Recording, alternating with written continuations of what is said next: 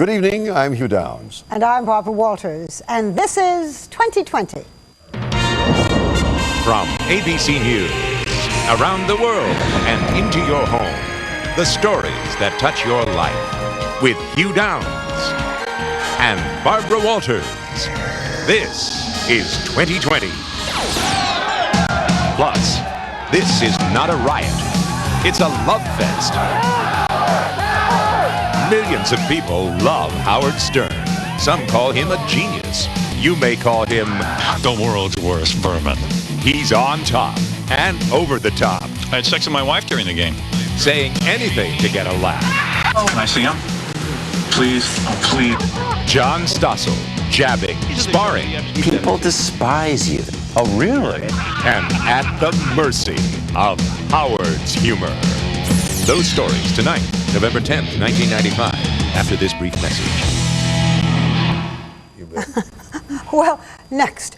What's so funny about locker room humor? Ask the millions of people who get their laughs from Howard Stern. John Stossel dared to meet him on his own territory.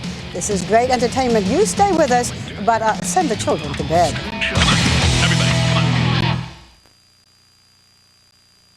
The controversial king of morning crew, Howard Stern, drawing millions with his lowbrow humor. Anything goes, but does he go too far? John Stossel on the receiving end of Howard's humor when 2020 continues after this from our ABC stations. From ABC News, 2020 continues. Once again, Hugh Downs. Well, our next piece is not for everyone in the family. It may at times be offensive, but that's a necessary part of the story. So if you have young children and you're concerned, please don't have them watch it. It is a profile of Howard Stern, the radio personality whose humor is most often crude and vulgar. And while you may not like it, some of us don't, millions of people do. Howard Stern is a one-man phenomenon, an enormous success on the radio, and twice a best-selling author. What's so funny about Howard Stern? Well, John Stossel took a daring step to find out. It is 6:13. We remember Rick Nelson this morning. I used to. The appeal court judges took just 5 minutes.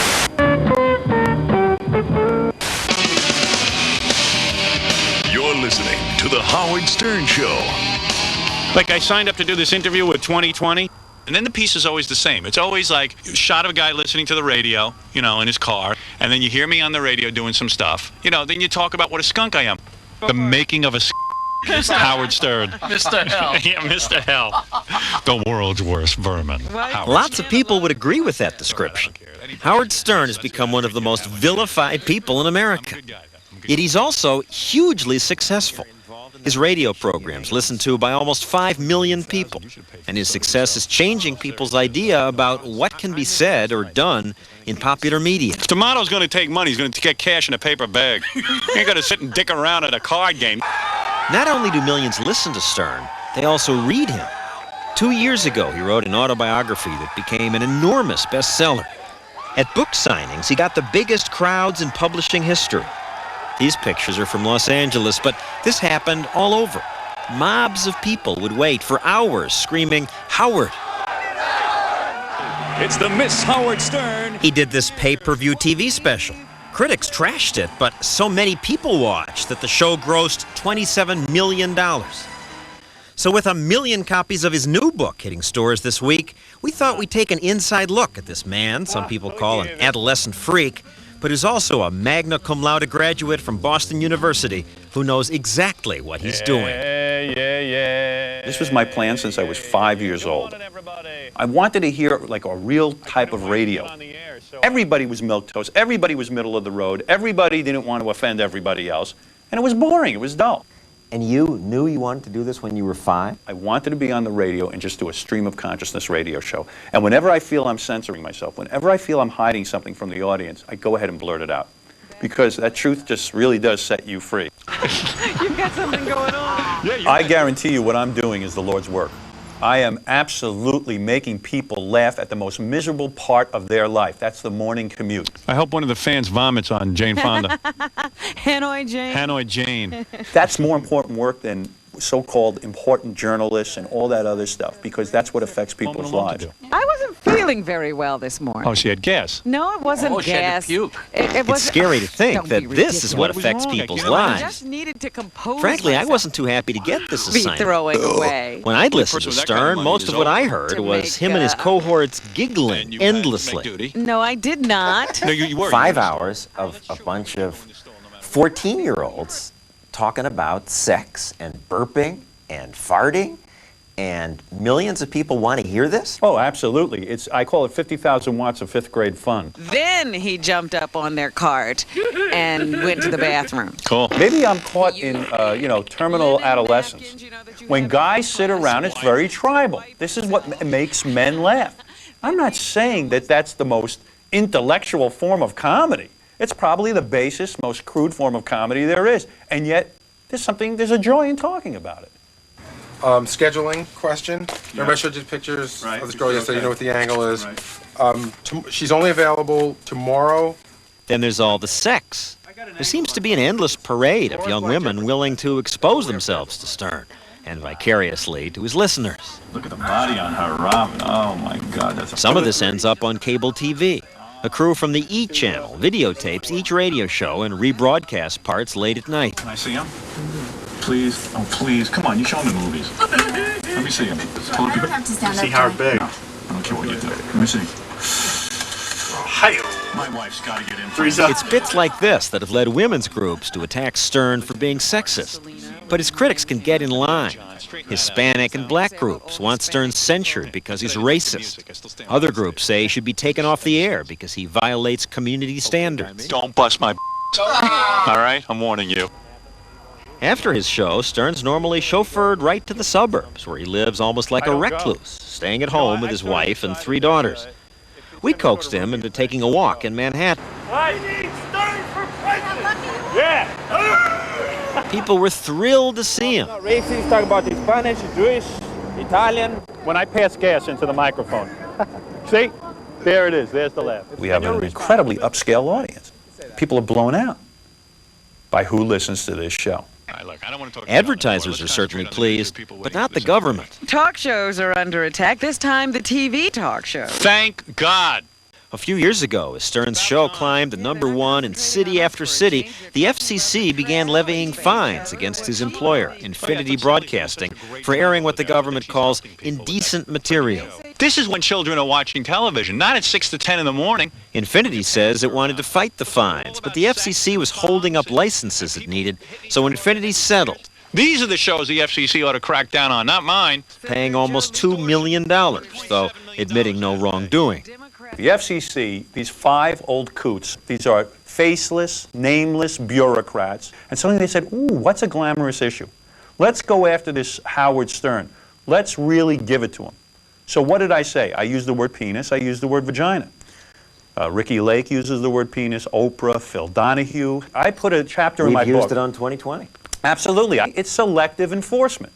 But when we say it, we're trying to give people useful information to help people. Well, that's been the argument. It's okay to say penis and vagina as long as you have a sex expert on the set, or you have a psychiatrist commenting on sexuality. That's not the First Amendment. The First Amendment says if you're making a joke or you're serious, it makes no difference.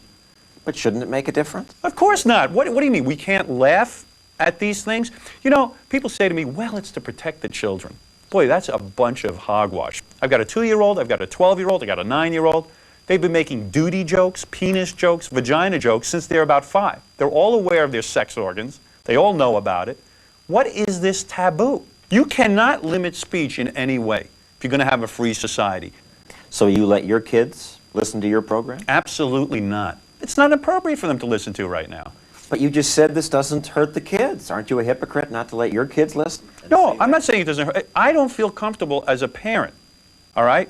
As being Howard Stern, their father, I don't want them hearing about my sex life. There's a lot of stuff I choose not to bring my kids to. I thought that she's helping people with that frigging They show. say I wouldn't want my kids to listen. I'd like to have sex with her dead skull. However, In fact, there were people who told me I shouldn't even talk to Stern. People tell me, you're too sleazy. This is going to hurt me, hurt 2020. Well, you shouldn't do this interview. I doubt. I would like to meet the people that told you that. I'd love to meet them. People despise you. Oh, really?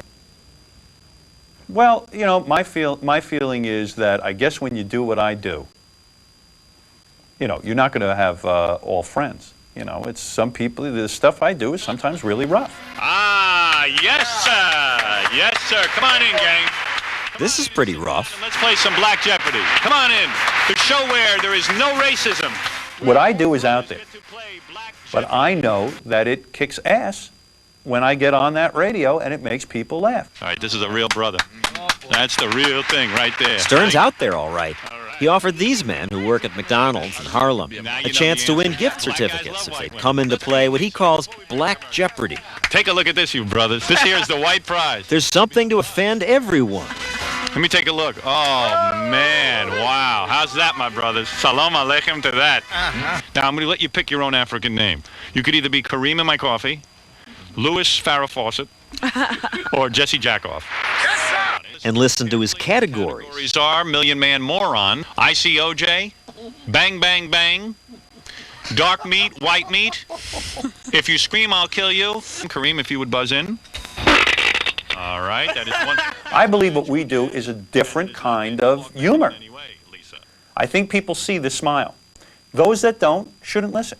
That's right. Now, guys, remember that. Is funny enough? Don't you make life worse for some people? Skits like Black Jeopardy. Doesn't that encourage racists to be more racist? Oh, geez, I disagree. I think, for example, Black Jeopardy, which you were there for that day, there was total joy in that room. I think there were a lot of people having a lot of fun. This supreme being likes to marry white Jewish men. Who is, I didn't see that as racist at all. Diana? Correct. Are you taking it on? I'm taking it, that's right. Robin, please. We're so uptight about race. I grew up in a black neighborhood. Everybody talked about race. 24 hours a day, what you heard on Black Jeopardy was going on in the school. I don't feel that I'm a racist. I don't have those feelings toward people. Now the board goes over to Kareem, go over to lovely Lisa, and pick a category. If you scream, I'll kill you. If you scream, I'll kill you for Black Jeopardy. But by having a category, if you scream, I'll kill you, doesn't that encourage the racists to hate No, black absolutely people? not. I think people say, wow, that's making fun of a stereotype. Of course it's a stereotype. But you make the stereotype worse. You reinforce it in racist eyes. I see it just opposite. I see it as though you're getting people to start laughing at their differences and bringing them together.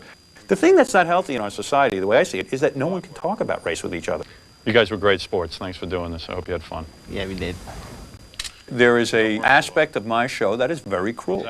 And the people who come on my show all have the understanding of what I do. There's normally a wall between a reporter and his subject, but Stern shatters that. John Stossel's here in the room. He's observing me from 2020. Yes. Having a guy like you in the room is heaven to me because when you're there, I seem 50 times more outrageous. You married? I'm married, yeah. Oh. Well, you must have some piece of ass wife. Did you get her after you were on TV? I'm you not waited. talking about my wife in here. But you wait. Any guest who will come in there and will say to me, I can't talk about my personal life, like what you were doing. When you get crazy like that, it's great. It's great. You looked like a deer caught in the headlights. I felt like a deer. And I loved having that power over you because I never had that kind of power in my life over anyone. You got kids? I am not talking about my family. You came at me about my stuttering, too. Figures. A guy who stutters gets on TV. I can speak, and I'm not on TV. So discomfort makes good radio. I believe so, yeah. You know, people don't like it when you make fun of us. I know. We don't like it. The whole audience is going, is he going to keep pounding away at this guy? And there's something great about that. Tension. Tension, and it's real. You know, that's the only thing I can do. I'm not that talented. I have to belittle others in order to make a living. Uh-oh, I'm in trouble. I know. Belittling others, insulting just about everyone. And millions of people love it.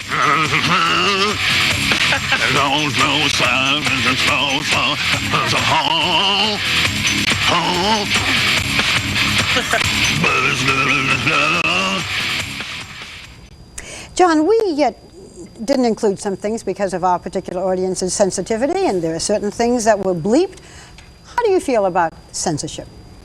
Yeah, well, we did it because we thought our audience would be offended, and, you know, it is scary what he does, and the children might be influenced by that. But the idea that some government officials are going to decide what speech is worthy of being heard, that to me is scarier still, and I side with Stern on that.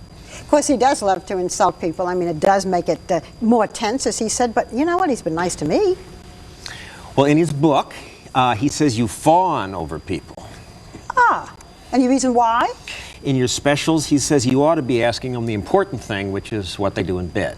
Well, I certainly will keep that in mind, but Howard, baby, how can you say that I fawn over you? And I just think you're so terrific, and so does John. Don't you, John?